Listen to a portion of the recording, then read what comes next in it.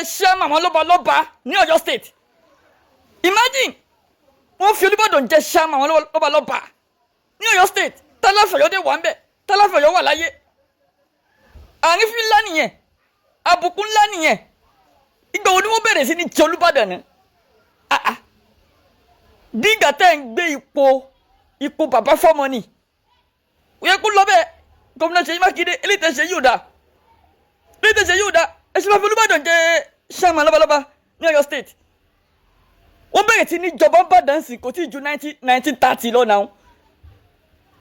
Ọ̀yọ́ ti exist láti 1300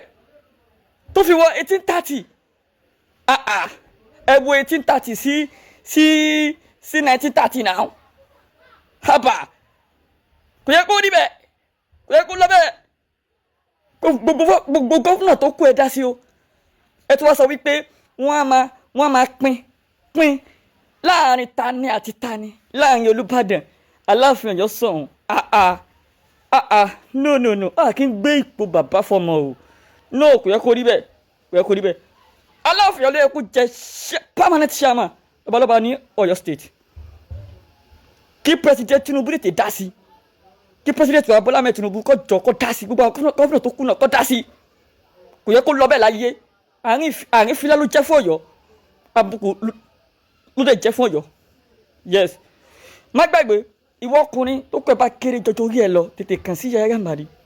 ìwọ ọkùnrin tó bá wà bí 30 years going to 40 going to 50 tó kọ ẹ kéré gan tó kọ ẹ dàbí okó ọmọdún 5 bí okó ọmọdún 6 débi pé àwọn obìnrin rí wọn sá ìwọ gan fún rẹ ojú máa ń tiẹ̀ láti yọ nǹkan ọmọkùnrin láàrin àwọn ọ̀rẹ́ gan pé ó fẹ́ tọ̀ àgbówà tó confirm tí ó jẹ́ kí okó rẹ tóbi wallahi azim tí ó jẹ́ kó yọ dáadáa ní size tó bá fẹ́ tó bá dẹ̀ ti yọ dáadáa permanently no any side effect bí láti kékeré lókù ẹ̀ ti kéré ni o bí ìdákọ́lẹ̀ ló ṣe tó kù ẹ̀ fi ń súnkì tó fi ń kéré ni o bóyá okó ẹ̀ kàn déédéé rámọ́lẹ̀ ni o àgbówà tó confirm èmi jogún bá àgbọn lé mo ṣe ní lọ́wọ́ o ẹni mọ̀ pé kan àjogún bá confirm ni ohun tí àwọn bàbá wa yá àtijọ́ ń lò no any side effect wallahi àti ṣe fún ọ̀yàn dáadáa tí ò níye kẹ́lẹ̀ confirm kí mo jogún bá àgbọn lé kàn ṣeré ṣe máa fi ìwé ọyìn ẹ̀yin náà máa gbé ìwé yìí ìwé onídìí sí ni o lè rí ìwé kó tó lè rí ìwé láyé ń sìn àwọn ọmọ tó bí 1990 gara bá ìwé láyé education ni o ṣàṣàníran àgbo tó wà débẹ̀ tó ní bá bó ṣe ń wo yìí kódà ìwọ tó bá ní BP or diabetes àgbo wà bí tó confirm tí ó cure BP yẹn permanently tí ó cure diabetes yẹn permanently wallahi azim tó ní burú ẹ̀ mọ́